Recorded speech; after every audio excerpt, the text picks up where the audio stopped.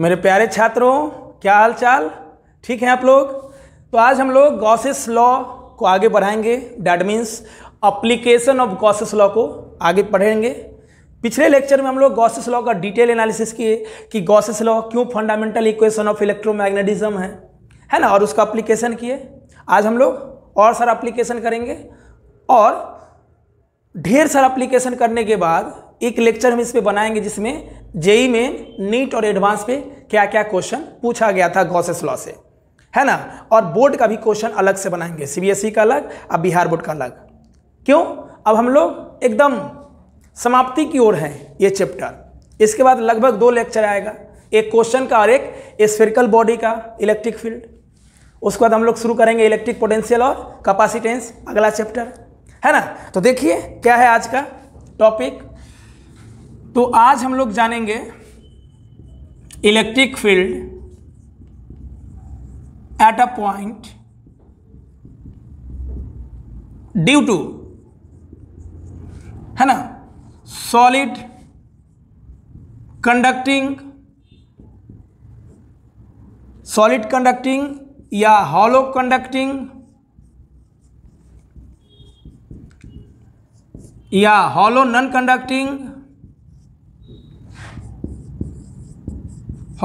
Conducting cylinder. और जो भी बॉडी होगा वो इन्फिनिटली लॉन्ग लेंगे, है ना। देखो पिछले लेक्चर में भी हम लोग बोले थे infinitely long linear distribution of charge. मतलब पिछले लेक्चर में जो हम लोग एप्लीकेशन नंबर 2 किए थे, है ना, electric field due to linear distribution of charge, उसमें जो लाइन लिए थे, डेट मीन्स वायर लिए थे, वो इन्फिनिटली लॉन्ग था। इस पे चार्ज दिए थे, क्या दिए थे? चार्ज। और ये गया प्लस इन्फिनिटी की ओर और नीचे वाला गया माइनस इन्फिनिटी की ओर। और इसके सेंटर से r डिस्टेंस पे इलेक्ट्रिक फील्ड निकाले थे। तो देखो इन्फिनिटली लॉन्ग या कहीं भी इन्फिनिट लिख दे तो सिंपल समझना है एकदम एक लाइन में कि डायमेंशन ऑफ द वायर बहुत बड़ा होना चाहिए। किसके रिस्पेक्ट में? जहां पे आपको इलेक्ट्रिक फील्ड निकालना है। मतलब जिस पॉइंट पर इलेक्ट्रिक फील्ड निकालना है वो पॉइंट बॉडी से जितना दूरी पे है उसके रिस्पेक्ट में बॉडी का size, length, area, volume, radius, height ये बड़ा होना चाहिए। मतलब इन्फिनिटली लॉन्ग का मतलब समझ लो कि बॉडी का डायमेंशन बहुत बड़ा होना चाहिए। किसके रिस्पेक्ट में? जिस रिस्पेक्ट में हमको इलेक्ट्रिक फील्ड चाहिए पॉइंट पर। मतलब वो पॉइंट का डिस्टेंस डायमेंशन से छोटा होना चाहिए। जैसे मान लो अभी हम सिलेंडर ले रहे हैं, तो मान लो ये सिलेंडर है और इस सिलेंडर के एक्सिस से जिस पॉइंट पे इलेक्ट्रिक फील्ड चाहिए उस पॉइंट का डिस्टेंस डायमेंशन से बहुत बहुत छोटा होना चाहिए, तब जाके हम सिलेंडर को इन्फिनिटली लॉन्ग बोलेंगे, है ना। तो हमें निकालना है electric field at a point due to solid conducting या हॉलो कंडक्टिंग या हॉलो नॉन कंडक्टिंग सिलेंडर। देखो इस तीनों केस में इलेक्ट्रिक फील्ड सेम आएगा हमेशा, चाहे वो सॉलिड सिलेंडर हो। अब देखो सॉलिड है, कंडक्टिंग लगा हुआ है। कंडक्टिंग मतलब मेटालिक कंडक्टर। अब पढ़ाए थे ना इलेक्ट्रोस्टैटिक के शुरुआती लेक्चर में कि जब भी कंडक्टर पे चार्ज देते हैं तो चार्ज बॉडी के सरफेस पे रिसाइड हो जाता है। कंडक्टर पे चार्ज कहाँ रिसाइड होता है? कंडक्टर पे चार्ज बॉडी के आउटर सरफेस पे रिसाइड होता है। ओके। और हॉलो कंडक्टिंग हो या हॉलो नॉन कंडक्टिंग हो, चार्ज हमेशा सरफेस पे रहेगा क्योंकि वो तो अंदर से खोखला है, अंदर तो मास है नहीं है, जहाँ मास होगा वहाँ चार्ज होगा नहीं। तो सॉलिड कंडक्टिंग हो या हॉलो कंडक्टिंग हो, हॉलो नॉन कंडक्टिंग हो, ऐसा नाम कहीं भी रहेगा, चाहे वो सिलेंडर के रूप में हो या स्फीयर के रूप में हो, इलेक्ट्रिक फील्ड हमेशा सेम होगा, है ना। इसको हम लोग ऐसे भी लिख सकते हैं, एग्जाम में ऐसे भी क्वेश्चन दे सकता है। हॉलो सिलेंडर को हम लोग सेल भी बोलते हैं ना, हॉलो चीज को हम लोग सेल बोलते हैं। जैसे हॉलो स्फीयर तो स्फेरिकल सेल भी बोलते हैं, हॉलो सिलेंडर तो सिलेंडर का सेल भी बोलते हैं। इसी को लिख सकते हैं electric field at a point, किसी पॉइंट पर due to charge conducting cylindrical shell. Cylindrical shell मतलब हॉलो सिलेंडर। अब हॉलो में वो कंडक्टिंग हो नॉन कंडक्टिंग हो कोई मतलब नहीं, मतलब कोई भी चीज़ हॉलो हो, चाहे वो सिलेंडर हो या स्फीयर हो, चार्ज आप उस पर दोगे तो चार्ज सरफेस पे ही होगा। और चार्ज कंडक्टिंग सॉलिड सिलेंडर ऐसे भी दे सकता है एग्जाम में। क्लियर? ओके, चलिए, ये तो बोर्ड में नहीं पूछेगा। एक बात और ध्यान से सुनो, जो बच्चे सिर्फ बोर्ड का तैयारी करते हैं वो लेक्चर नंबर 20, लेक्चर नंबर 21 का शुरुआती पार्ट और लेक्चर नंबर 22 जरूर पूरा देखिए। मतलब जो भी न्यूमेरिकल वाला पोर्शन होगा उसको आप शुरुआती देखिए, अंत वाला छोड़ दीजिए। 10-5 कर लीजिए शुरू का, बाकी छोड़ दीजिए, बोर्ड के लिए काफ़ी है। और अंत में जो हेवी न्यूमेरिकल हम करवाते हैं वो कंपटीशन के लिए, IIT मेडिकल के लिए है ना। चलिए, जैसे लेक्चर नंबर 22 ये सिर्फ बोर्ड के लिए है, और आज वाला ये पोर्शन सिर्फ IIT और नीट के लिए है।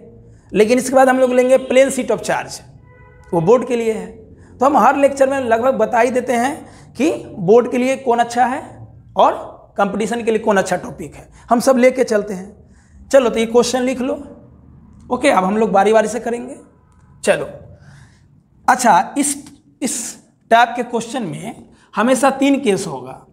एक आउटसाइड, मतलब अगर सिलेंडर पे चार्ज है तो आउटसाइड क्या होगा, इलेक्ट्रिक फील्ड, सरफेस पे क्या होगा और इनसाइड क्या होगा, ये ध्यान रखिएगा।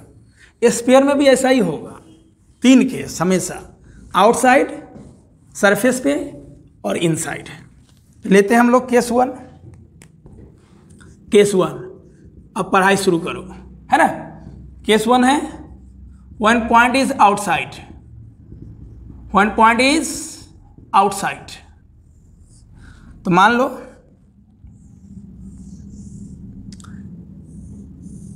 ये सॉलिड कंडक्टिंग सिलेंडर है या हॉलो कंडक्टिंग सिलेंडर है या हॉलो नॉन कंडक्टिंग है।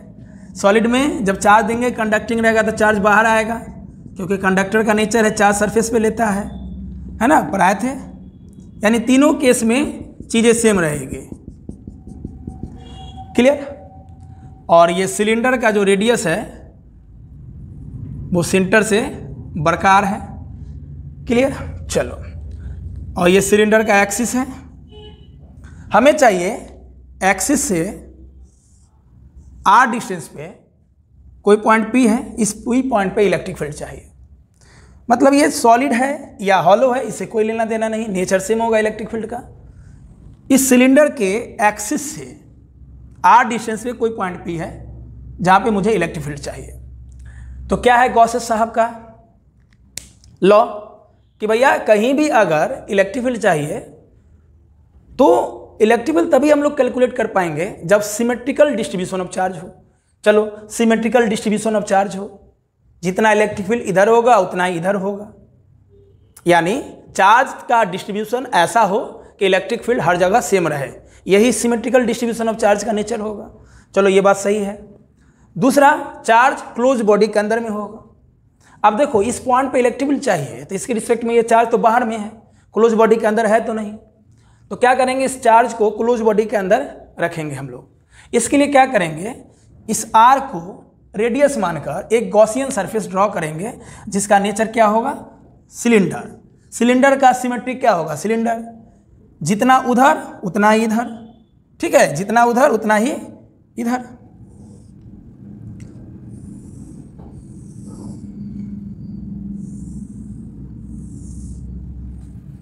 ठीक है, तो ये सिलेंडर का सिमेट्रिक सिलेंडर, तो ये गॉसियन सरफेस हो जाएगा ये। अब देखो, अब तो चार्ज अंदर में आ गया। हम लोग सबसे पहला लाइन क्या लिखते हैं, फ्रॉम गॉसेस लॉ, बताए थे ना, कुछ भी हो पहला लाइन लिखो फ्रॉम गॉसेस लॉ।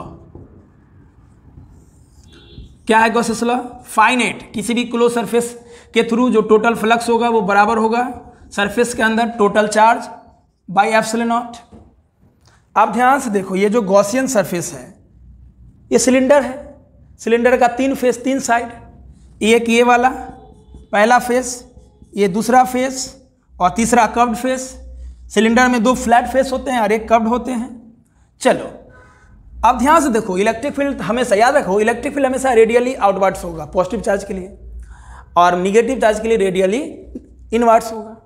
तो हर जगह इलेक्ट्रिक फील्ड रेडियली आउटवर्ड्स है, रेडियली आउटवर्ड्स है, आउटवर्ड्स है। तो इलेक्ट्रिक फील्ड तो हमेशा रेडियली आउटवर्ड्स है, हमेशा रेडियली आउटवर्ड्स है, ठीक है ना। लेकिन ये जो फ्लैट सरफेस है इसका एरिया तो फील्ड के परपेंडिकुलर हो गया, इसका भी एरिया फील्ड के परपेंडिकुलर हो गया। इलेक्ट्रिक फील्ड हमेशा ऐसे है, रेडियली आउटवर्ड, रेडियली आउटवर्ड।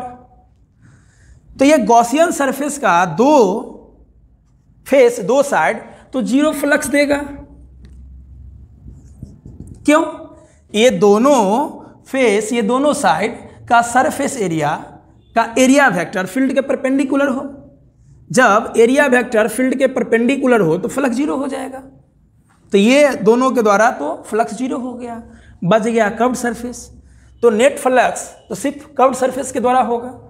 तो ध्यान से देखो क्या होता है फ्लक्स, फील्ड और एरिया का डॉट प्रोडक्ट।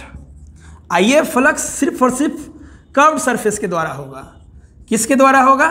कर्व्ड सरफेस के द्वारा होगा। क्लियर? क्योंकि फ्लैट सरफेस के द्वारा, फ्लैट फेस के द्वारा, फ्लैट साइड के द्वारा फ्लक्स तो जीरो होगा। क्यों? क्योंकि इलेक्ट्रिक फील्ड रेडियली आउटवर्ड्स है और इस फ्लैट साइड का, फ्लैट फेस का एरिया वेक्टर परपेंडिकुलर है। अब देख सकते हो field area vector, field area vector, तो ये दोनों का तो फ्लक्स जीरो हो गया। चलो बच गया ये कर्व्ड सरफेस, है ना। ये कर्व्ड सरफेस, यानी अगर ये सिलेंडर है, इलेक्ट्रिक फील्ड रेडियली आउटवर्ड्स है, तो ये दोनों के द्वारा तो फ्लक्स जीरो हो गया, बच गया ये कर्व्ड सरफेस। अब बताओ कर्व्ड सरफेस का, कर्व्ड सरफेस मतलब यहाँ पे एक क्लोज सरफेस है, सिलेंडर क्लोज सरफेस है। क्लोज सरफेस का किसी भी पॉइंट पे, किसी भी पॉइंट पे एरिया वेक्टर होता है परपेंडिकुलर आउटवर्ड। तो perpendicular outward, area vector perpendicular outward, electric field भी यहाँ का एक परपेंडिकुलर आउटवर्ड है, यानी रेडियली आउटवर्ड है। यानी कर्व्ड सरफेस के लिए एरिया वेक्टर और इलेक्ट्रिक फील्ड सेम डायरेक्शन में है। तो डॉट क्या हो जाएगा? Cos theta. डॉट क्या हो जाएगा? Cos theta. तो डॉट के बदले जैसे ही कॉस लिखोगे तो ई डी एस कॉस थीटा हो जाएगा। अरे फ्लक्स होता है ना फील्ड और एरिया का डॉट प्रोडक्ट। क्लियर? अभी धीरे चल रहा है, पहले समझ लो फिर स्पीड बढ़ाएंगे। तो ई डॉट डी एस, डॉट माने कॉस थीटा, और हम कर्व्ड सरफेस पे देख रहे हैं जिधर एरिया वेक्टर है उधर ही इलेक्ट्रिक फील्ड है, तो कॉस जीरो हो जाएगा। कॉस जीरो क्या हो जाएगा? 1। चाहोगे तो इसी चीज को 3 लाइन में लिख सकते थे, इसी चीज को 1 लाइन में लिख दो। ई डी एस बचा। क्यू नेट क्या होगा? क्यू नेट यहाँ पे होगा sigma into 2 pi R L by epsilon not. कहोगे सर ये क्या मजाक है, सिग्मा कहाँ से आ गया? तो देखो इस सिलेंडर में चार्ज कहाँ फैला हुआ है? सरफेस पे। बताए थे ना, जब चार्ज लेंथ पे होगा तो लीनियर डिस्ट्रीब्यूशन ऑफ चार्ज, जब चार्ज एरिया पर होगा तो सरफेस डेंसिटी ऑफ चार्ज। अब बताओ ये इन्फिनिटली लॉन्ग सिलेंडर है, ऊपर प्लस इन्फिनिटी, नीचे माइनस इन्फिनिटी। अब बताओ कोई भी चीज़ बहुत लंबा है तो उसको मेजर कर सकते हैं क्या? नहीं। इस पर कितना चार्ज निकाल सकते हैं? नहीं। चूंकि इन्फिनिटली लॉन्ग है, चार्ज पूरा फैला हुआ है, यूनिफॉर्मली फैला हुआ है, तो किसी भी यूनिफॉर्म मतलब किसी भी इन्फिनिटली बॉडी पे चार्ज फैला होगा तो हम तो चार्ज कैलकुलेट नहीं कर सकते हैं। उसके लिए क्या देखेंगे? चार्ज कहाँ फैला हुआ है? वो चार्ज एरिया पे फैला हुआ है, चार्ज सरफेस पे फैला हुआ है। तो चार्ज कहाँ है? एरिया पर माने बट्टा। चार्ज कहाँ है? एरिया पर माने बट्टा। तो क्यू क्या हो जाएगा? सिग्मा ए, है ना। हम बोलेंगे बताओ 1 मीटर एरिया पर कितना चार्ज है? तो 1 सिग्मा। अगर एरिया का वैल्यू 1 हो जाए तो चार्ज सिग्मा के वैल्यू सिग्मा के बराबर, एरिया का वैल्यू 2 हो जाएगा तो चार्ज 2 सिग्मा के बराबर। हम बोलेंगे 1 मीटर स्क्वायर एरिया पे कितना चार्ज? तो सिग्मा चार्ज। 2 मीटर स्क्वायर पे 2 सिग्मा, एरिया का वैल्यू 3 तो 3 सिग्मा। क्लियर? तो चार्ज हो जाएगा सिग्मा ए। ए क्या हो जाएगा? Curved surface area of the cylinder, क्योंकि फ्लैट सरफेस के द्वारा तो फ्लक्स है नहीं, फ्लक्स सिर्फ हो रहा है कर्व्ड सरफेस एरिया के द्वारा। तो curved surface area of cylinder होता है 2 पाई आर एल। सिलेंडर का रेडियस आर है और लेंथ एल है। सिलेंडर का लेंथ क्या है? एल। जो नेचुरल सिलेंडर था पहले वाला उसका भी लेंथ एल है, और जो गॉसियन सरफेस है सिलेंडर में उसका भी लेंथ एल। क्लियर? चलो ये दोनों लेंथ बराबर होगा।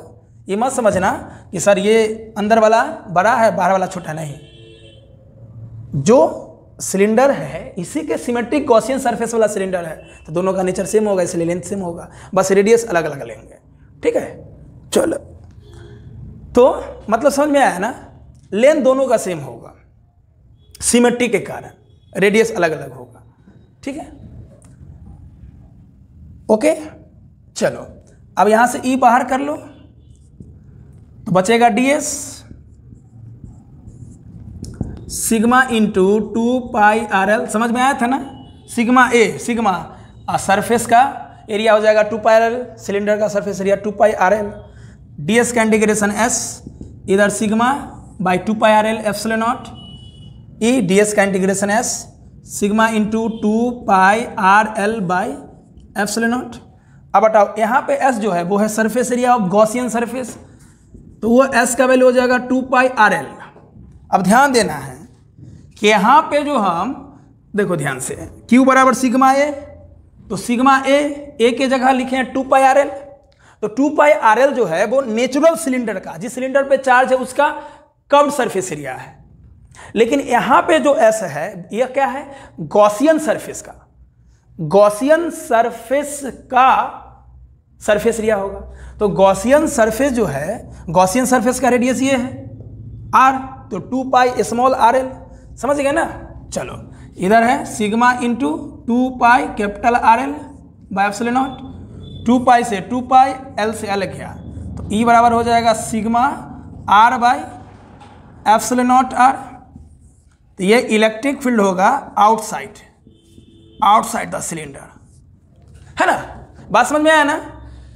मतलब चार्ज की जगह सिग्मा ए है, वहाँ पे एरिया लेंगे नेचुरल सिलेंडर का जिससे चार्ज है, इसलिए कैपिटल R होगा, और यहाँ पे जो S है एरिया वो होगा गॉसियन सरफेस का एरिया, गॉसियन सरफेस का रेडियस क्या है, स्मॉल r। क्लियर है, तो आउटसाइड द सिलेंडर हमारा इलेक्ट्रिक फील्ड आया sigma capital R by epsilon not small r। Clear.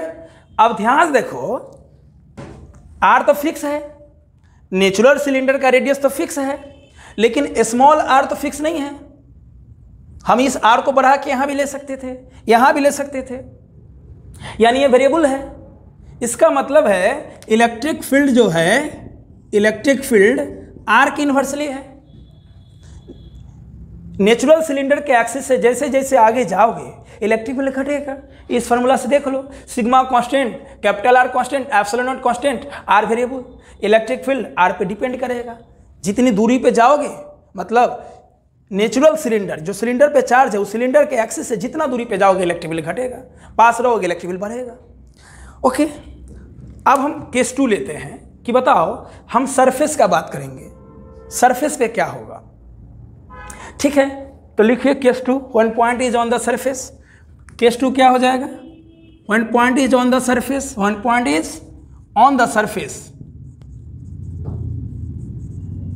हम सरफेस पे ही लेते हैं, मतलब हमको यहीं पे इलेक्ट्रिक फील्ड निकालना है, यहीं पे निकालना है।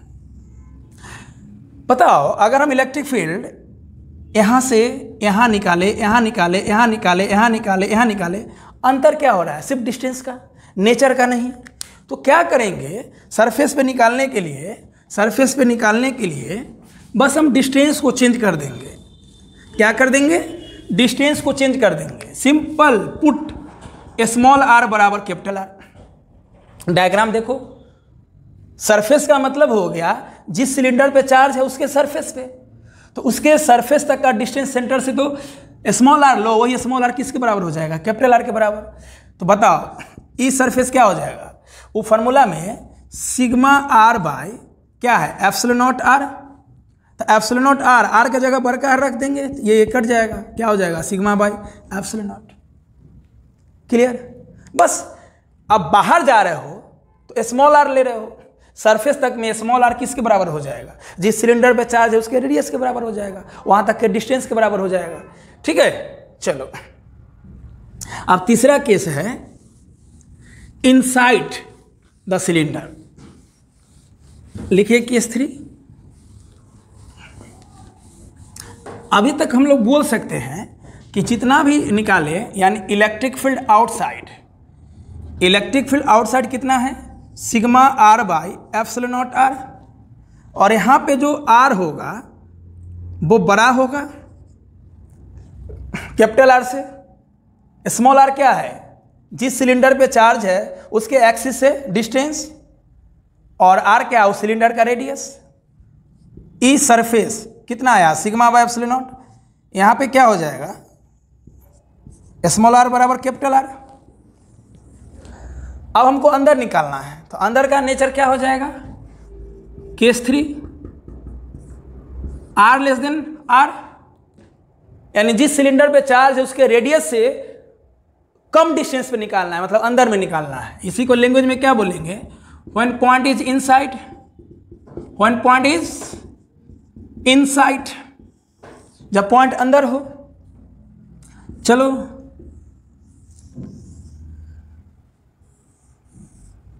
ओके, थोड़ा सा बड़ा बनाते हैं, क्यों, अंदर में लेना है।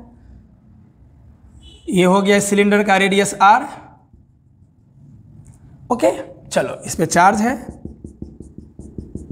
कंडक्टिंग है तो चार्ज सरफेस पे ही रहेगा, क्लियर। चलो अब इसके एक्सिस से आर डिस्टेंस पे जाके अंदर में निकालना है। सिलेंडर के एक्सिस से आर डिस्टेंस पे जाके हमको इस पॉइंट पे इलेक्ट्रिक फील्ड चाहिए, इसलिए बोलते हैं वन पॉइंट इज इनसाइड। अब ध्यान से देखो, पॉइंट अगर इनसाइड है तो ये स्मॉल आर कैपिटल आर से छोटा है कि नहीं है, इसलिए ऐसा लिखते हैं, ठीक है। तो इस आर डिस्टेंस को रेडियस मान के एक हम लोग गॉसियन सरफेस ड्रॉ कर लेंगे। क्या ड्रॉ कर लेंगे, गॉसियन सरफेस ड्रॉ कर लेंगे, ओके, क्योंकि गॉसेस लॉ के द्वारा हम लोग को ये करना पड़ेगा। अब ध्यान से देखो, आंसर तो एक ही लाइन में है। अब इस पॉइंट पे इलेक्ट्रिक फील्ड क्या होगा, जीरो। क्यों, अंदर चार्ज है नहीं, तो अंदर चार्ज है नहीं तो फील्ड होगा नहीं, फ्लक्स होगा नहीं। चार्ज ही नहीं है तो फील्ड क्या होगा, जीरो। एक ही लाइन में बोल सकते हैं, लेकिन थोड़ा डिटेल से करते हैं, ठीक है। ध्यान से देखो, इस गॉसियन सरफेस का 3 फेस, सिलेंडर है तो 3 फेस, एक फेस, 2 फेस, एक कर्व फेस, ये कर्व्ड फेस। अब सिंपल सोचो, एक लाइन में तो आंसर आ गया, चार्ज अंदर नहीं है तो इलेक्ट्रिक फील्ड जीरो होगा, लेकिन थोड़ा डिटेल से करते हैं, ठीक है। चलो, इलेक्ट्रिक फील्ड हमेशा रेडियली आउटवर्ड्स होगा, हमेशा। तो इलेक्ट्रिक फील्ड तो हमेशा रेडियली आउटवर्ड्स है। अब इसका सरफेस एरिया क्या होगा, परपेंडिकुलर आउटवर्ड्स। इसका सरफेस एरिया परपेंडिकुलर आउटवर्ड्स, और इस कर्व सरफेस का एरिया परपेंडिकुलर आउटवर्ड्स। और इलेक्ट्रिक फील्ड ऐसे है, radially outwards, radially outwards, radially outwards, radially outwards. तो ध्यान से देखो, जो गॉसियन सरफेस अंदर में है, इस पे इस गॉसियन सरफेस का जो 2 फेस है उसका तो जीरो फ्लक्स है। क्यों, इलेक्ट्रिक फील्ड ऐसे, इसका एरिया वेक्टर ऐसे, एरिया वेक्टर ऐसे, तो ये दोनों के द्वारा electric field, electric flux zero, मतलब फील्ड, मतलब गॉसेस थ्योरम वहाँ पे वैलिड नहीं है, फ्लक्स जीरो, तो क्या गॉसेस थ्योरम लगाएंगे। तो हम लोग क्या लिखेंगे, from Gauss's law, from Gauss's law phi net बराबर Q net by epsilon not. अब फाइनेट की जगह ऐसे हम लोग लिख सकते थे, फाइनेट बराबर φ1 + φ2 + φ3, जितना साइड होता है उतना में फ्लक्स तोड़ देते हैं। लेकिन ऐसे तो नेचुरली क्लियर हो रहा है ना कि ये गॉसियन सरफेस में 3 फेस है, 3 साइड है, 2 साइड का फ्लक्स जीरो है, तो वहाँ पे गॉसेस थ्योरम वैलिड होगा या नहीं। क्यों, गॉसेस थ्योरम तब वैलिड होगा जब फ्लक्स वैलिड होगा, यहाँ तो फ्लक्स है ही नहीं।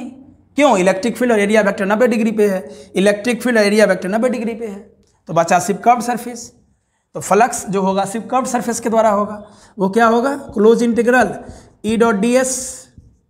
इधर क्यू नेट क्या हो जाएगा, जीरो, अंदर में चार्ज है ही नहीं, डॉट बने cos theta, E.ds curved surface पे जिधर एरिया वेक्टर उधर ही इलेक्ट्रिक फील्ड, तो cos 0 डिग्री, इधर जीरो हो गया, ठीक है। चलो अब हम लोग देखिए क्या करेंगे, इधर वाला मिटा दें, चलो इधर वाला मिटा देते हैं, क्या हो जाएगा, क्लोज इंटीग्रल E.ds बराबर 0, E बाहर, E क्लोज इंटीग्रल ds बराबर 0, ds मतलब s, उस कर्व सरफेस का एरिया, कर्व सरफेस का एरिया क्या हो जाएगा, 2πrl बराबर 0, तो इलेक्ट्रिक फील्ड क्या होगा, 0। ऐसे भी बोल सकते थे, 0, चार्ज अंदर 0 तो इलेक्ट्रिक फील्ड 0, ऐसे बना लिए तो और अच्छा है, क्लियर। इसका एक मेथड और है, एक मेथड और हम बताते हैं, है ना। कि जब गॉसियन सरफेस अंदर में है और गॉसियन सरफेस भी अंदर है और गॉसियन सरफेस के अंदर चार्ज नहीं है, तो हम लोग इसको थोड़ा सा इलोबरेट करते हैं। क्या है ये लिख लिए, चलो जल्दी से लिखो। इसको हम एक तरीका से और समझाते हैं, एकदम आराम से समझो, बहुत कॉमन चीज है ये। चलो यहां से समझते हैं। इधर बताओ क्या हो जाएगा, ई डी एस कॉस थीटा बराबर 0। अब बताओ जब अंदर में चार्ज है नहीं, चार्ज तो सरफेस पे है, जब चार्ज सरफेस पे है, चार्ज अंदर है नहीं, तो हम कैसे बोल सकते हैं कि इलेक्ट्रिक फील्ड और एरिया वेक्टर के बीच में एंगल 0 डिग्री है? जब इसके अंदर चार्ज है ही नहीं तो इलेक्ट्रिक फील्ड नहीं है, पहले ही से पता है। ये जो गॉसियन सरफेस है, ये गॉसियन सरफेस है। चलो गॉसियन सरफेस क्लोज सरफेस है, सिलेंडर है, तो हर पॉइंट पे एरिया वेक्टर होगा कहां, परपेंडिकुलर आउटवर्ड, है ना। मान लो ये सिलेंडर है और चार्ज कहां है, चार्ज इसके सरफेस पे है और मुझे चाहिए इसके एक्सिस से r डिस्टेंस पे इलेक्ट्रिक फील्ड। तो इस r डिस्टेंस को रेडियस मान के हम एक गॉसियन सरफेस ड्रॉ किए जो कि सिलेंडर नेचर का होगा, क्योंकि सिलेंडर का सिमेट्री सिलेंडर। अब इसके अंदर चार्ज नहीं है तो इलेक्ट्रिक फील्ड नहीं है। और जब इलेक्ट्रिक फील्ड नहीं है तो हम इलेक्ट्रिक फील्ड और एरिया वेक्टर के बीच का एंगल कैसे दे सकते हैं? थोड़ा सा अलग सोच रहे हैं, कंफ्यूज मत होना, थोड़ा अच्छे से सोच रहे हैं। मतलब केस 3 का ये मेथड 2 है, इससे पहले जो हम लिखे मिटा दिए वो मेथड 1 था, ये केस 3 का मेथड 2 ले लो। है ही नहीं ना चार्ज अंदर में, जब चार्ज अंदर में तो इलेक्ट्रिक फील्ड एरिया वेक्टर के बीच का एंगल क्या होगा, इलेक्ट्रिक फील्ड का डायरेक्शन क्या होगा, कुछ नहीं। हाँ एरिया वेक्टर का डायरेक्शन होगा, एरिया वेक्टर तो हमेशा परपेंडिकुलर होगा, इस फेस के लिए ऐसे, इस फेस के लिए ऐसे, इस फेस के लिए ऐसे होगा। क्लियर? तो हम लोग क्या करेंगे यहाँ पे, समझ में आ रहा है ना बात। इसके लिए एरिया वेक्टर क्या होगा, परपेंडिकुलर आउटवर्ड, परपेंडिकुलर आउटवर्ड होगा, दिखाई दे रहा है, परपेंडिकुलर आउटवर्ड होगा। अब देखो ध्यान से, यहाँ पे 2 टर्म है, ई और डी एस कॉस थीटा, ये दोनों टर्म 0 के बराबर है, तो डी एस कॉस थीटा तो 0 नहीं होगा। क्यों? एरिया वेक्टर का वैल्यू 0 हो नहीं सकता, एंगल मालूम नहीं है। देन किसको 0 होना पड़ेगा, इलेक्ट्रिक फील्ड को 0 होना पड़ेगा। ये होता है थोड़ा सा हटकर, है ना। पूरा दुनिया में सब कुछ वही है, आपको कुछ अलग करके सोचना है। तो हम थोड़ा अलग सोच के बताएं आपको कि ये पूरा टर्म 0 के बराबर है ना। फाइनेट बराबर Q net epsilon nought, phi net E dot d s, q net अंदर में 0 है तो पूरा टर्म 0, डॉट माने कॉस थीटा, पूरा टर्म 0 के बराबर है, तो डी एस कॉस थीटा तो 0 नहीं होगा, एरिया वेक्टर 0 हो नहीं सकता है। कॉस थीटा मालूम नहीं है, कॉस थीटा मालूम कब होता है, जब इलेक्ट्रिक फील्ड और एरिया वेक्टर दोनों मालूम होता है। यहाँ पे तो एरिया वेक्टर का डायरेक्शन मालूम है लेकिन इलेक्ट्रिक फील्ड का मालूम नहीं है, क्योंकि अंदर चार्ज नहीं है, इसलिए इलेक्ट्रिक फील्ड 0 हो गया। क्लियर? अब इसका ग्राफ देखते हैं, आया समझ में? नहीं तो एक बार फिर से रिपीट कर लो, ठीक है। चलो ग्राफ देखते हैं।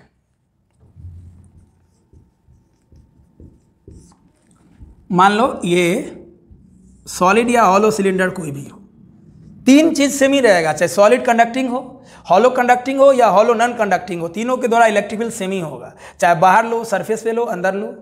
क्लियर? क्योंकि कंडक्टिंग का मतलब चाहे सरफेस पे होगा। क्लियर? हाँ अलग होगा जब सॉलिड नॉन कंडक्टिंग होगा, इसके बाद वाला केस हम लोग लेंगे। क्लियर? तो ये सॉलिड कंडक्टिंग ले लो या हॉलो कंडक्टिंग ले लो, कोई मतलब नहीं है। ओके ओके चलो, तो ये इसका y एक्सिस, ये ले लो x एक्सिस, x एक्सिस को हम लोग r से डिनोट किए और y एक्सिस को इलेक्ट्रिक फील्ड से डिनोट किए। ठीक है, मतलब x के लॉन्ग एक्सिस से distance, distance from the axis, ये लाइन क्या है, distance from the axis, distance from the axis, और ये इलेक्ट्रिक फील्ड है। ये हो गया सरफेस, सरफेस पे छोटका r बराबर बड़का r, यानी सरफेस पे देखो ये सिलेंडर का रेडियस है, तो यहाँ से ये दूरी, मतलब हमको यहाँ पे इलेक्ट्रिक फील्ड चाहिए, तो इस पॉइंट पे इलेक्ट्रिक फील्ड में हम डिस्टेंस बड़ा r ले या छोटा r ले, दोनों बराबर होगा। चलो अंदर में इलेक्ट्रिक फील्ड क्या था, 0। सॉलिड सिलेंडर या हॉलो नॉन कंडक्टिंग हो या हॉलो कंडक्टिंग हो, जब चार्ज सरफेस पे होगा तो अंदर में इलेक्ट्रिक फील्ड 0 होगा। ये तो एकदम स्वाभाविक है, अंदर इलेक्ट्रिक फील्ड 0 हो गया। बाहर में क्या होगा, इलेक्ट्रिक फील्ड वेरिएबल। बाहर में इलेक्ट्रिक फील्ड ऐसे वेरी कर रहा है, क्यों? फार्मूला लाए थे हम लोग।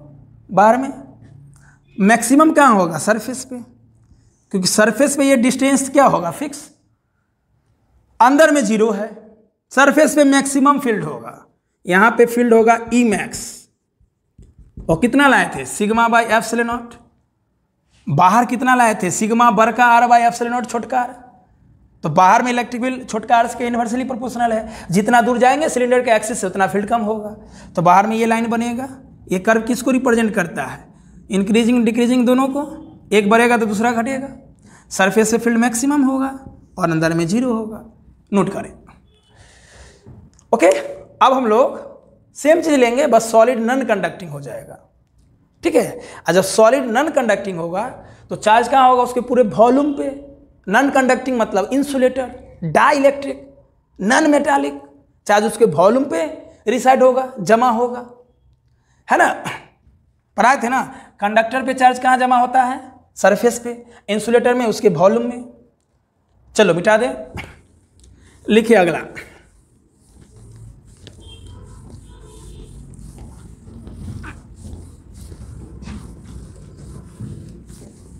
कहाँ बिखरेगा चार्ज, नॉन कंडक्टिंग में, है ना, वॉल्यूम में। गाना सुने हो ना, टूट के हम बिखरने लगे टूट के हम बिखरने लगे, इस कदर आपसे हमको मोहब्बत हुई, टूट के। चलो पढ़ो। Electric field at a point due to solid non conducting cylinder. Clear? इसका भी 3 केस, केस 1, केस 2, केस 3। चलो case 1, one point is outside, one point is outside. जब पॉइंट आउटसाइड हो, क्लियर। चलो इधर समझते हैं। तो मान लो ये है हमारा सॉलिड नॉन कंडक्टिंग सिलेंडर, ठीक है।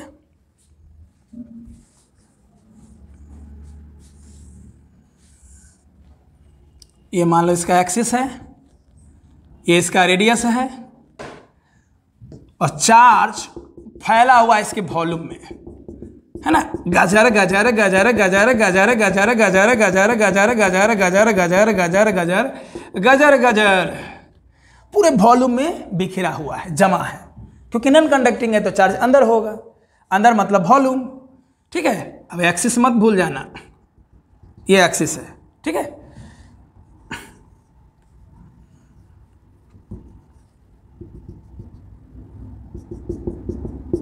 यूनिफॉर्मली है, ऐसा नहीं है कि कहीं पे ज़्यादा कहीं पे कम। उस पर भी क्वेश्चन करवाएंगे, कहीं पे ज़्यादा कहीं कम पे। अब यूनिफॉर्मली है, बराबर बिछा हुआ है ना। चलो तो इसके एक्सिस से r डिस्टेंस पे मुझे इलेक्ट्रिक फील्ड चाहिए। देखो चार्ज एकदम गजर गजर फैला हुआ है, ठीक है। चलो तो इस r डिस्टेंस को हम लोग क्या मान लेंगे, रेडियस। और क्या फॉर्म करेंगे, गॉसियन सरफेस। सिलेंडर का गॉसियन सरफेस, सिलेंडर का सिमेट्री सिलेंडर, तो सिलेंडर ही होगा। R उधर तो R इधर,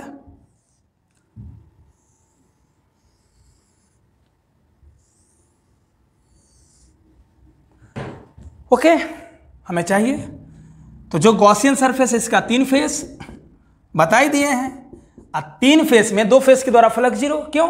इलेक्ट्रिक फील्ड, देखो इलेक्ट्रिक फील्ड हमेशा रेडियली आउटवर्ड होगा, ऐसा गॉसेस लॉ में बताया गया है, ध्यान रखना। तो इलेक्ट्रिक फील्ड तो हमेशा रेडियली आउटवर्ड्स, लेकिन इसका area vector perpendicular to the surface, इसका area vector perpendicular to the surface, इसका area vector perpendicular to the surface, है ना। एक फेस, एक कर्व्ड फेस, एक तीसरा फेस, तीनों का हम एरिया वेक्टर दिखा दिए। अब इलेक्ट्रिक फील्ड हमेशा रेडियली आउटवर्ड्स, इलेक्ट्रिक फील्ड क्या है, radially outwards, radially outwards, radially outwards, radially outwards. तो जो कर्व्ड सरफेस है यानी सिलेंडर है, तो इस कर्व्ड सरफेस का इलेक्ट्रिक फील्ड और एरिया वेक्टर सेम डायरेक्शन में है। तो जब एरिया वेक्टर और फील्ड सेम डायरेक्शन में होगा तो फ्लक्स होगा। ये दोनों के द्वारा क्या हो गया, एरिया वेक्टर ऐसे, फील्ड ऐसे, फ्लक्स होगा नहीं। यानी यहाँ भी एरिया वेक्टर फील्ड के परपेंडिकुलर है तो फ्लक्स जीरो, यहाँ भी एरिया वेक्टर फील्ड के परपेंडिकुलर है तो फ्लक्स जीरो। तो दो के द्वारा फ्लक्स तो जीरो हो गया। ओके, चलो क्वेश्चन लिख लिए हो, इसको लिखो जल्दी से, ध्यान से देखो क्या होगा। एकदम अब सिंपल हो गया। फाइनेट बराबर Q net by epsilon nought. Phi net क्या हो जाएगा, फील्ड इनटू एरिया। अरे यार E d s cos theta. तो जो गॉसियन सरफेस लिए हैं उसमें 3 साइड है, 3 फेस है, 2 के द्वारा फ्लक्स जीरो। क्यों, जो फ्लैट सरफेस है ऊपर नीचे वाला, जो फ्लैट सरफेस ऊपर नीचे वाला, इसका तो एरिया वेक्टर फील्ड के परपेंडिकुलर हो गया तो इसका फ्लक्स जीरो। बच गया कर्व्ड सरफेस। कर्व्ड सरफेस का एरिया वेक्टर फील्ड के डायरेक्शन में है, सिलेंडर में हमेशा होगा। सिलेंडर में ध्यान रखना कि कर्व्ड सरफेस का एरिया वेक्टर फील्ड के डायरेक्शन में है। तो जब फील्ड और एरिया वेक्टर सेम डायरेक्शन में हो तो कॉस थीटा जीरो हो जाएगा, कॉस जीरो 1। तो सिर्फ बचेगा फील्ड और एरिया। फील्ड और एरिया, एरिया क्या हो जाएगा 2πrl, 2πrl है ना, क्योंकि ये गॉसियन सरफेस का रेडियस ये हो गया ना यार, गॉसियन सरफेस का ये रेडियस का काम करेगा। जिस पॉइंट पे इलेक्ट्रिक फील्ड चाहिए वो पॉइंट एक्सिस से r डिस्टेंस पे है और वही r डिस्टेंस इस गॉसियन सरफेस का रेडियस है। चलो क्यू नेट क्या हो जाएगा। अब बताओ चार्ज कहाँ फैला हुआ है, वॉल्यूम में। तो जब चार्ज वॉल्यूम में मनी बट्टा, एक गाना बताए थे ना, में पर से का, जब भी सेंस हो में पर का तो चीजें बट्टे में होगा। से का मतलब मल्टीप्लाई में पर से का, में पर से का, चार्ज वॉल्यूम में मने बट्टा, इसको बोलते हैं वॉल्यूम डेंसिटी ऑफ चार्ज। क्या बोलते हैं, वॉल्यूम डेंसिटी ऑफ चार्ज। जब भी में और पर का सेंस रहेगा चीजें बट्टे में होगी। तो क्यू क्या हो जाएगा, रो इंटू भी।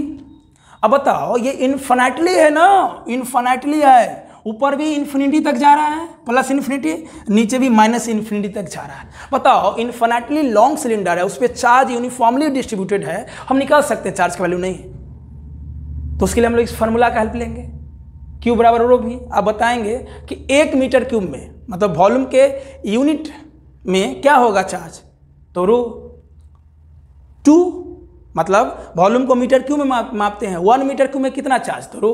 2 मीटर क्यूब में 2 रो, 3 मीटर क्यूब में 3 रो, इसे निकाल लेंगे। तो रो भी, तो क्यू बराबर रो, वॉल्यूम का सिलेंडर, चार्ज कहाँ फैला हुआ है, इस सिलेंडर पे।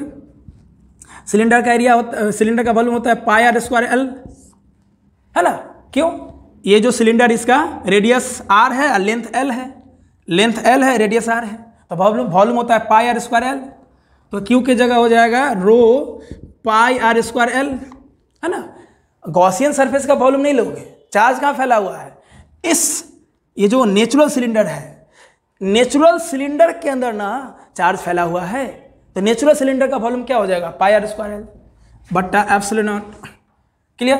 तो L से L गया, पाई से पाई गया। ओके, तो हमारा इलेक्ट्रिक फील्ड क्या हो जाएगा, rho r² by 2 epsilon nought r।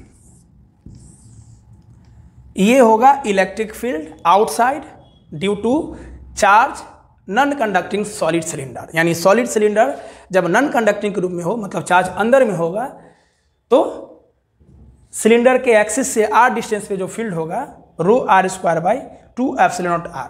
मतलब ये कंडीशन कब है, जब r जो है वो बड़ा है कैपिटल R से। मतलब जिस सिलेंडर के अंदर चार्ज जमा है, जिस सिलेंडर के अंदर चार्ज है, उस सिलेंडर के रेडियस से ये r बड़ा होना चाहिए, मतलब बाहर का मतलब है r बड़ा होना चाहिए। ये आउटसाइड हो गया। केस 2 क्या हो जाएगा, एट सरफेस या on the surface. On the surface में कुछ नहीं करो, पुट छोटका r बराबर बड़का r। बताओ यहां से मुझे यहां निकालना था, तो आंसर कितना आया, रो r² by 2 epsilon nought r। अब हमको यही निकालना है, तो ये छोटका r जिस सिलेंडर के अंदर चार्ज है उसके रेडियस के बराबर हो जाएगा।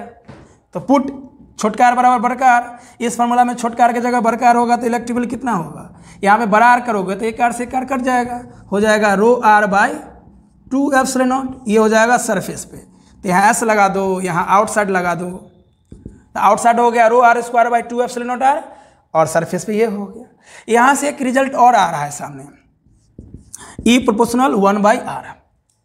जैसे जैसे हम दूर जाएंगे सिलेंडर के एक्सिस से आर बढ़ेगा, फील्ड घटेगा। ओके, अब ध्यान से देखो, हमें निकालना है अंदर में। केस 1 केस 2 हो गया, अब इनसाइड। तो देखो क्या करेंगे, इसको नोट करो जल्दी से, इनसाइड, ठीक है, सब ध्यान रखना। केस 3,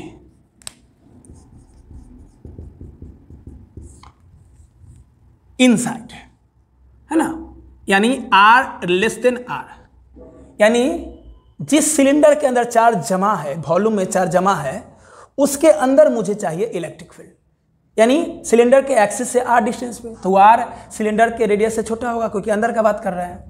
इसी को लैंग्वेज में बोलते हैं when point is inside, when point is inside. Clear? चलो, जब पॉइंट इनसाइड होगा तो क्या होगा, तो हम लोग क्या करेंगे, सबसे पहले ओके बना लेंगे। चार्ज तो इसके कहाँ जमा है, ये हो गया इसका एक्सिस। पहले चार्ज गजा दो, भर दो चार्ज, भर दे झोली या मोहम्मद, गाना सुने हो ना, तो ऐसे चार्ज भर दो, ऐ भर दे झोली या तू मोहम्मद, भर दिए चार्ज। चलो, आप इसके एक्सिस से आर डिस्टेंस पे जाके मुझे इस पॉइंट पे निकालना है फील्ड। तो इस आर डिस्टेंस को रेडियस मान के एक गॉसियन सरफेस ड्रॉ करेंगे, जो किस नेचर का होगा, सिलिंड्रिकल नेचर का ही होगा, सिलेंडर का सिमेट्री सिलेंडर। अब यहाँ पे चाहिए इलेक्ट्रिक फील्ड। अब बताओ, यहाँ तो अंदर में चार्ज है, तो ये जो गॉसियन सरफेस है इसका भी 3 फेस, इसका भी 3 फेस, इसका भी 3 फेस, 2 फ्लैट फेस और एक कर्व्ड फेस। अब फ्लैट फेस के द्वारा हमेशा फ्लक्स 0 होगा, फ्लैट फेस के द्वारा हमेशा फ्लक्स क्या होगा, 0, क्योंकि फ्लैट फेस का एरिया वेक्टर हमेशा ऐसे या ऐसे, इलेक्ट्रिक फील्ड हमेशा रेडियली आउटवर्ड्स। तो ये दोनों के द्वारा तो इलेक्ट्रिक ये फ्लक्स होगा नहीं, बचा कर्व्ड सरफेस, ये कर्व्ड सरफेस के द्वारा ही इलेक्ट्रिक फील्ड होगा। इलेक्ट्रिक फील्ड तो हमेशा रेडियली आउटवर्ड्स।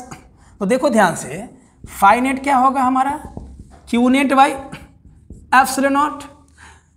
और जब भी सिलेंडर हो, ध्यान रखना, अब उतना लंबा चौड़ा लिखने का जरूरत है नहीं, जब भी सिलेंडर हो तो सिलेंडर में बस एक फेस के द्वारा इलेक्ट्रिक फ्लक्स होगा, जो सिर्फ और सिर्फ कर्व्ड होगा, क्योंकि फ्लैट सरफेस का एरिया वेक्टर तो ऐसे होगा या ऐसे होगा, क्योंकि फ्लैट सरफेस का एरिया वेक्टर, फ्लैट सरफेस मतलब ओपन सरफेस, ओह ऐसे तो ये सिलेंडर पूरा क्लोज सरफेस है, इसका एरिया वेक्टर ऐसे, इसका एरिया वेक्टर ऐसे, और इलेक्ट्रिक फील्ड हमेशा रेडियली आउटवर्ड्स है, इलेक्ट्रिक फील्ड हमेशा रेडियली आउटवर्ड्स है। तो ये दोनों के द्वारा क्या हो जाएगा, फ्लक्स 0, क्यों, क्योंकि एरिया वेक्टर फील्ड के परपेंडिकुलर है। तो बचा सिर्फ यही ना, सिर्फ यही ना कर्व्ड सरफेस। इस कर्व्ड सरफेस का जो एरिया वेक्टर होगा वो फील्ड के डायरेक्शन में होगा, ये दोनों सेम डायरेक्शन में होगा, तो cos थीटा 0 हो जाएगा। क्लियर? तो हमारा जो फ्लक्स होगा वो फ्लक्स क्या हो जाएगा, फील्ड इंटू एरिया। एरिया क्या होगा, 2πrl, 2πrl। इस कर्व्ड सरफेस का मतलब ये जो गॉसियन सरफेस है, अब तो सिर्फ इसी का एरिया लेंगे, पूरे बॉडी से लेना देना नहीं है, तो इसका एरिया क्या होगा, 2πrl। ये हो गया फ्लक्स। अब फ्लक्स होता है total charge inside the Gaussian surface but epsilon not. तो टोटल चार्ज क्या हो जाएगा, वॉल्यूम में रो इंटू वॉल्यूम, तो इसका वॉल्यूम क्या होगा, πr² बाई एप्सिलॉन नॉट। अब बताओ यहाँ पे चार्ज कितना है, इस रीजन में जो चार्ज होगा वही ना चार्ज लेना देना है, इतना रीजन में जो चार्ज होगा, इस रीजन में जो चार्ज होगा, इस रीजन में जो चार्ज होगा, इससे हमको लेना देना है, इससे लेना देना है। क्लियर? तो E इंटू 2πrl, ये जो फ्लक्स है, ये जो फ्लक्स है, ये सिर्फ और सिर्फ कर्व्ड सरफेस के द्वारा है, कर्व्ड सरफेस के द्वारा है। क्लियर? तो कर्व सरफेस के द्वारा फील्ड होगा, ये फ्लक्स होगा फील्ड इनटू एरिया। थीटा से लेना देना है नहीं, क्योंकि दोनों सेम डायरेक्शन में होगा, यहाँ से देख लो। क्लियर? चलो, चार्ज तो वॉल्यूम में है। जब चार्ज वॉल्यूम में होता है तो चार्ज का वैल्यू क्या होता है? रो इंटू भी। तो रो अभी किसका? इस गॉसियन सरफेस का volume. Gaussian surface cylinder group में, तो वॉल्यूम क्या हो जाएगा? पाई आर स्क्वायर एल। क्लियर? इतना ही रीजन में ना चार्ज चाहिए, तो इस रीजन का वॉल्यूम क्या होगा? मतलब इस गॉसियन सरफेस जो सिलेंडर ग्रुप में उसका volume pi r square l. सही है? अब ध्यान से देखो, कटने वाला कट जाएगा, एल से एल गया, एक आर से एक आर गया, पाई से पाई गया, तो इलेक्ट्रिक फील्ड हमारा क्या हो जाएगा? Rho R by 2 epsilon not. यही हमारा इलेक्ट्रिक फील्ड हो जाएगा इनसाइड। और इससे क्लियर हो गया, ये जो इलेक्ट्रिक फील्ड इनसाइड है वो आर का डायरेक्टली प्रोपोर्शनल है। ध्यान से देख लो ना, यहाँ आर एल से एल कट गया, आर से आर कट गया, पाई से पाई कट गया, 2 को यहाँ ले आए तो बचा रो आर बाई एप्सिलॉन नॉट। तो ये जो आर है वो इलेक्ट्रिक फील्ड का डायरेक्टली प्रोपोर्शनल है। यानी मान लो सिलेंडर के अंदर हमें निकालना है इलेक्ट्रिक फील्ड, तो अंदर में एक्सिस से जैसे जैसे दूर जाएंगे चार्ज बढ़ता जाएगा। ध्यान से देखो, यहाँ पे चार्ज कम होगा, यहाँ पे उससे ज़्यादा, यहाँ पे उससे ज़्यादा, यहाँ पे उससे ज़्यादा, यहाँ पे उससे ज़्यादा, यहाँ पे उससे ज़्यादा। मतलब जिस सिलेंडर के अंदर चार्ज है उस सिलेंडर के एक्सिस से जैसे जैसे दूरी बढ़ेगा चार्ज का डेंसिटी बढ़ते जाएगा। चार्ज जैसे ही बढ़ते जाएगा इसका मतलब है फील्ड बढ़ते जाएगा। मतलब इसलिए ये दोनों प्रोपोर्शनल हो गया। यानी यहाँ पे गुंडा दोस्त हो रहा है। इससे पहले हम लोग किसी भी केस में फील्ड और डिस्टेंस को इन्वर्सली प्रोपोर्शनल देखते थे, यहाँ पे फील्ड और डिस्टेंस डायरेक्टली हो गया। देख लो क्यों? एक्सिस पे कोई चार्ज नहीं, जीरो। अब एक्सिस से जैसे जैसे दूर जाएंगे चार्ज बढ़ते जाएगा और डेंसिटी बढ़ते जाएगा चार्ज से। मतलब दूरी बढ़ने से चार्ज बढ़ा, मतलब फील्ड बढ़ा, इसलिए डायरेक्टली प्रोपोर्शनल हो गया। क्लियर? तो हम लोग यहाँ पे 3 केस देखे। अब इसका ग्राफ क्या होगा? इसका ग्राफ क्या होगा?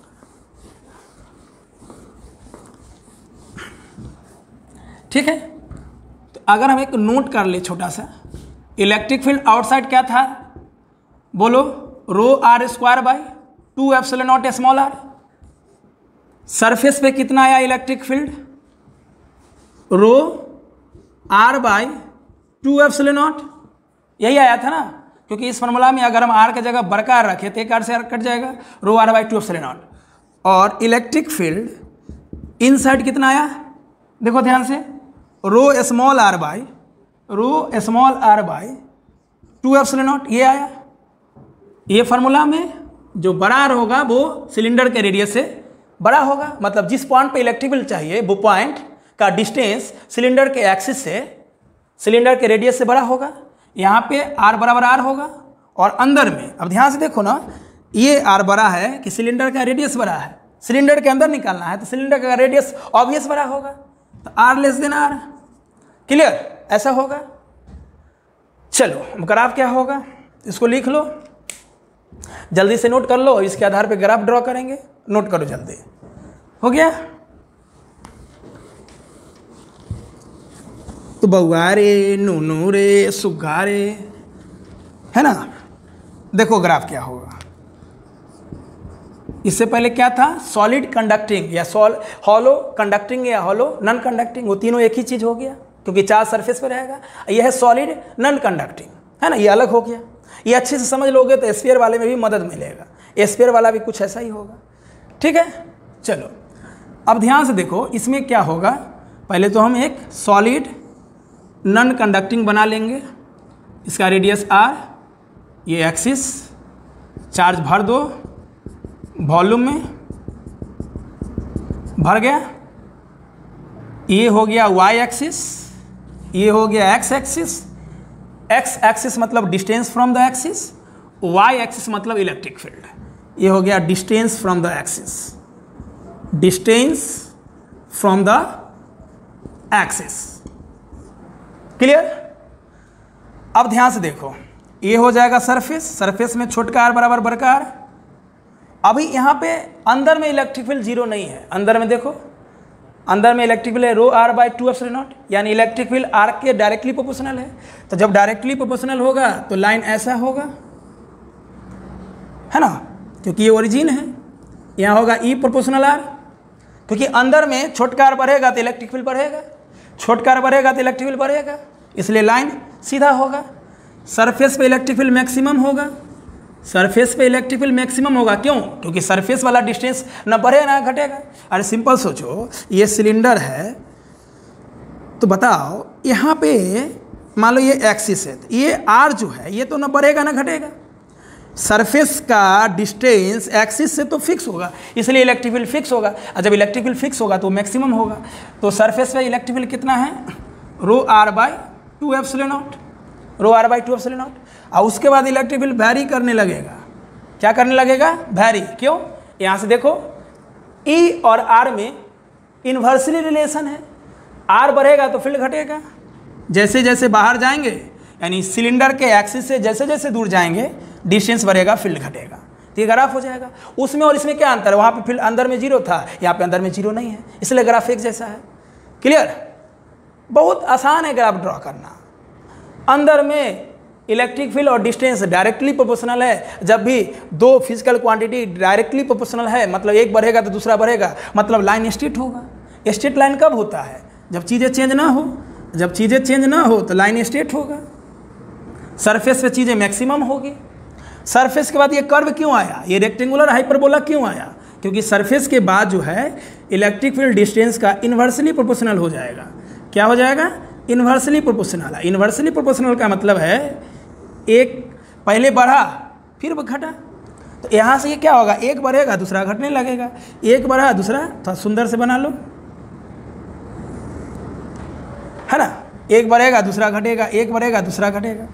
ठीक है? क्लियर? तो हम लोग आज electric field due to solid cylinder, hollow cylinder, जिसमें कंडक्टिंग और नॉन कंडक्टिंग के बारे में देखें। तो ये बात ध्यान रखिएगा कि सॉलिड कंडक्टिंग हो, हॉलो कंडक्टिंग हो, या हॉलो नॉन कंडक्टिंग है, यहाँ पे चार्ज सरफेस पे होगा, इसलिए सबका नेचर सेम होगा। और जो सबसे अलग केस होगा वो होगा सॉलिड नॉन कंडक्टिंग सिलेंडर, क्योंकि चार्ज यहाँ वॉल्यूम में होगा। क्लियर?